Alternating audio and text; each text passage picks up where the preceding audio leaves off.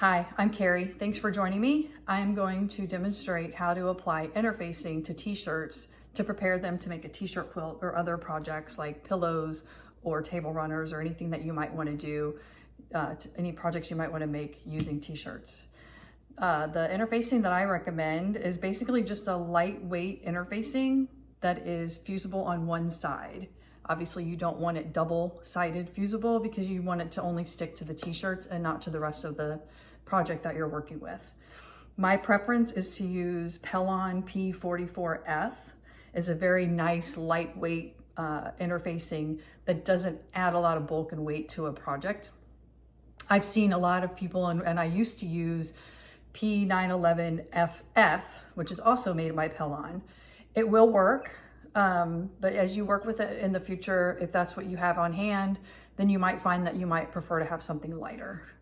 There's other brands, there's other types out there. So really the key thing is to make sure that you get that featherweight type of interfacing so that you're not working with something that's too heavy or something that doesn't quite work like you want it to. So let's get started. I have 3 t-shirts here that I'm going to use for demonstration purposes.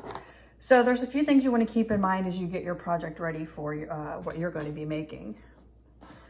Keep in mind that you want to interface and you want to cut your t-shirts larger than what you think you're going to need.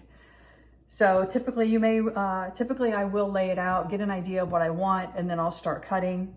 Other times I'll just make my t-shirts as big as I can, and then I'll lay them out to get an idea of how small or how big I want to cut my t-shirts. So just as a rule of thumb, I'm going to walk you through what I would go through with like a kid's size shirt. The same things are going to hold true if you're going to do an adult size. So obviously if you have an extra small women's collection of shirts, that's going to look a little bit different than if you have a man's collection of shirts that's a double X or a triple X. So depending on what you're making and what your collection is going to help you make decisions along the way. So as you can imagine, the anatomy of a shirt is pretty standard, although with ready-wear clothes, it's not going to be consistent across the board for everything. But you're typically going to have a seam along the bottom. I know that I don't want this bulk and I don't need to worry about this seam down here. I'm going to cut it off because when I go to put my interfacing on, it's just going to make it a little bit easier to work with. If you find a situation where you really need to get every inch and piece of your t-shirt in the project, you could undo the bottom seam so that you have a little bit of that seam to work with. So first, what I'm going to do on my shirt is I'm going to cut off the bottom edge of the shirt. I like to use a straight roller, a nice sharp blade. I am using a 60mm right now, but a 45 would certainly work with this. So I want to cut off the bottom. Now as I'm looking at my shirt, and this is going to be true with any shirt or tank top that you might be working with, I'm going to be limited by where my arms come in here. So on the front and on the back, that's going to be my limiting space if I have a decal that's in the middle of the shirt. Obviously this shirt doesn't have anything on the back, so I'm really focused on getting what I can out of the front of the shirt. There's 2 approaches I can take to this. So one approach is going to be, especially if I want to make sure I get the most out of my t-shirt I can, is cut along the sides. So on this side, this shirt does have seams. Not all t-shirts have seams on both sides. So it might be obvious by looking at it and where the seam is, or if there's no seam, you might need to just lay it out straight, get an idea where that is, and then cut up the side. So I can use my scissors. My seam is right here. I'm going to cut up the side so I can open up this shirt so I can get a nice flat surface. So I'm going to cut through the armhole. I could either cut around the seam of the arm, or I can decide to just go straight out the armhole. So I have one side trimmed off. And on the other side, another technique you can try.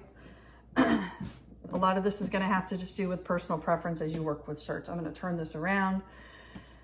I know this is going to be my limiting space, and I don't have anything on the back that I want to use. If I had something on the back, I definitely want to take my scissors and cut through here.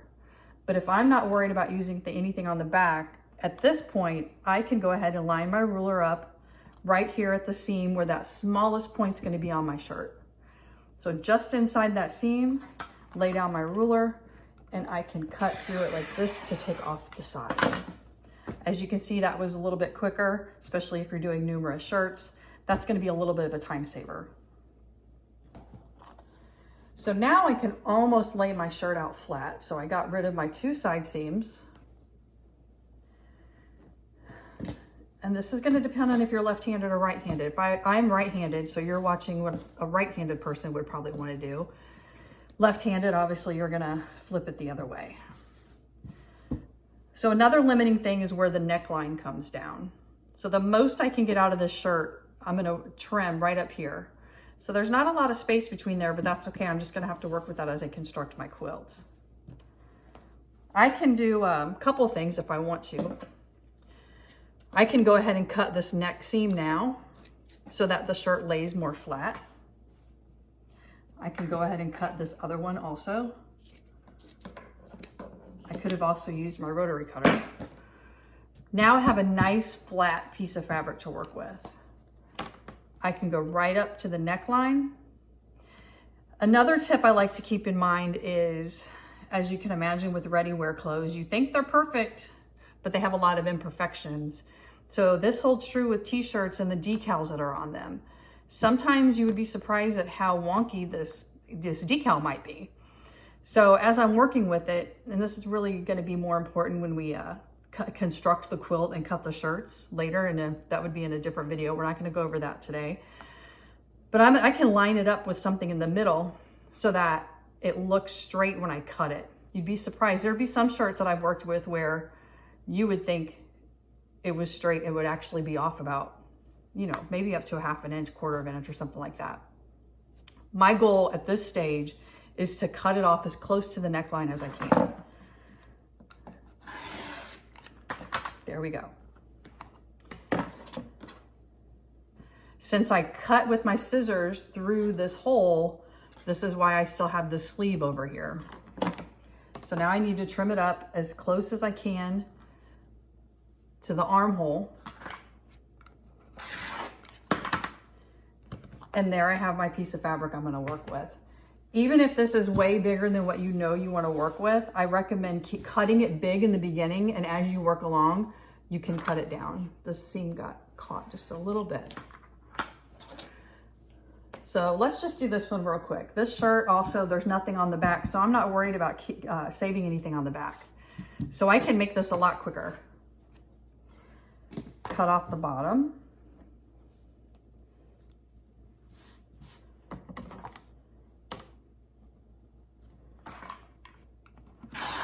We're just doing rough cuts here, so it doesn't have to be perfect, but we need to understand what we want to save on this shirt for when we're working with that later.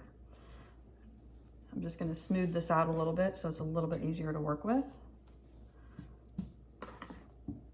Here's my armhole right here. So I'm just going to cut as close as I can to that limiting space. There goes that side. I go ahead and turn this around because I know that I'll get a better cut and be able to use my ruler better if I'm cutting it from the right side of the ruler.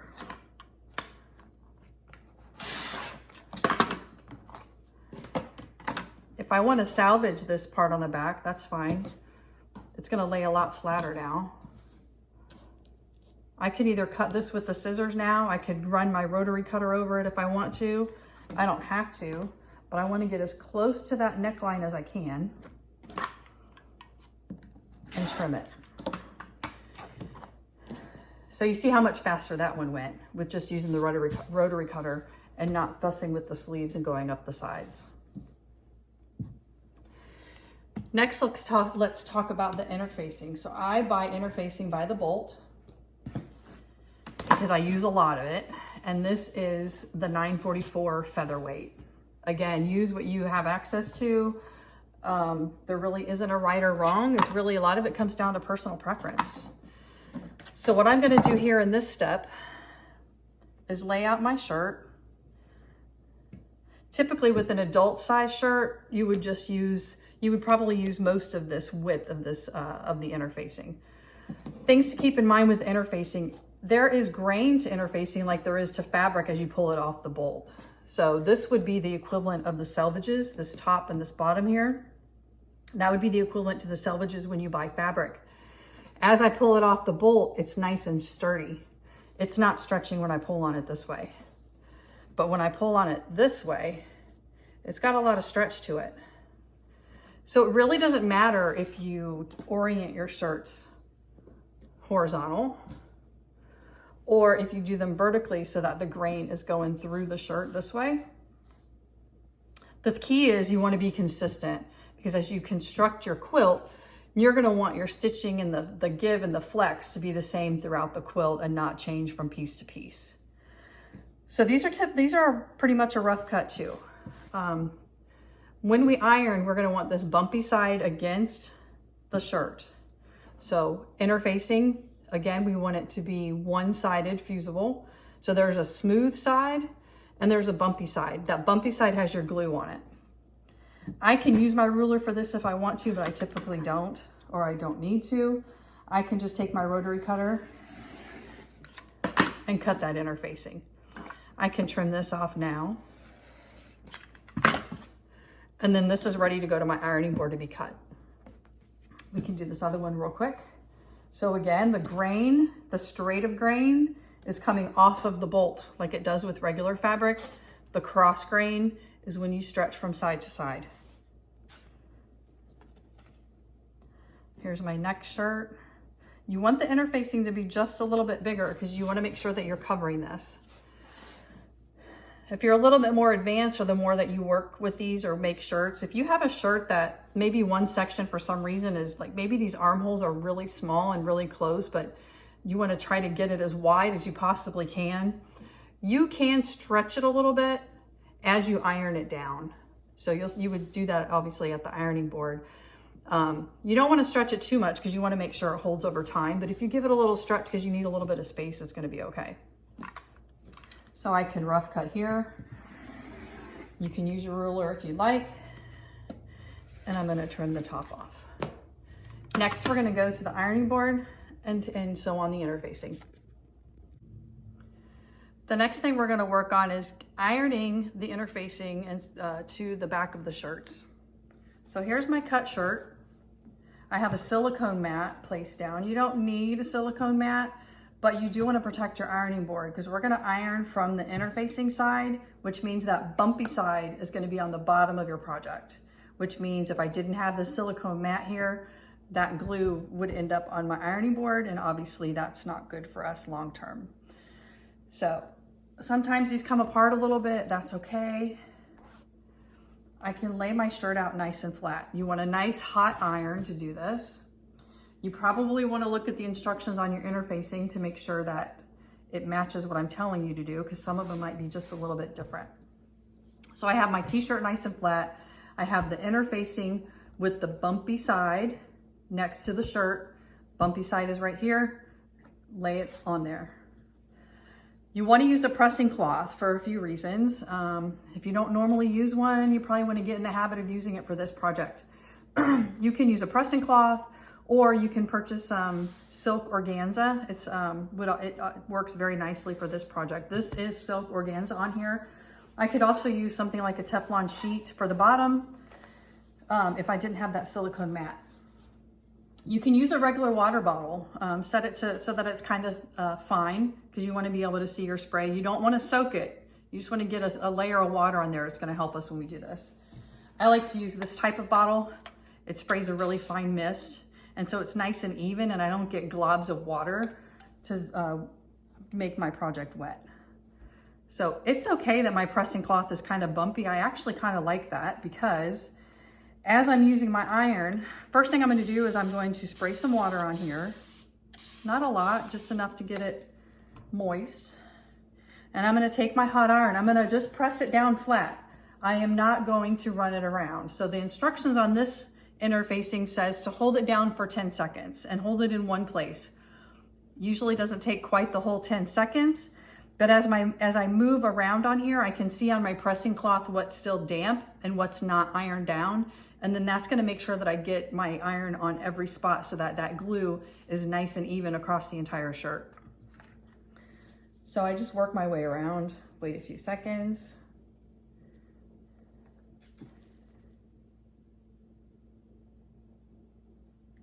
So you should be able to see there's my iron prints are here. And I want to see that because now I know I go up to where it's still raised up here a little bit. And I can just look where my iron's going. It's okay if it overlaps with where it was already ironed. I want to go through and work my way around here to catch all of these spots that I sprayed with my water. I probably did not do a full 10 seconds. I've been working with this for a long time and I'm pretty sure that I put it on here as long as I needed to. So I have all of it flat, nice hot iron. Now I need to do the bottom of my shirt. I can lift up my pressing cloth. I can tell the change in the color and the texture right here where my interfacing isn't yet on there, so I can pull it up. And from here down, I need to iron. Place my pressing cloth. Even though it's flat because I just used it, I can still tell as I'm working my way on here with this second go around, I'm still gonna be able to see where my iron was. You might not be able to see it that great on camera, but I can see it close up. So that line is about right here. This is nice and flat. I can even go off to the edge over here. It's okay that it came off the end of the pressing cloth. It's not gonna hurt anything. You don't wanna hold it on here too long. I haven't had that problem, but you don't wanna burn your interfacing or your fabric. So if you're working with something that has decals on it, if I put my iron straight on there, it would melt it. Since I'm ironing from the back side and I'm using a press cloth, that decal is protected and you don't have to worry about that, which is also a good reason why it's nice to have this mat. Nothing's gonna stick to this silicone or Teflon mat. So if you come from the top and it's too hot, it's not gonna melt it all over your ironing board. You should be safe. And here I have, it's ready to be used in my quilt. If you have any questions or comments, please leave them below and I'm happy to answer them. And I'd love to hear your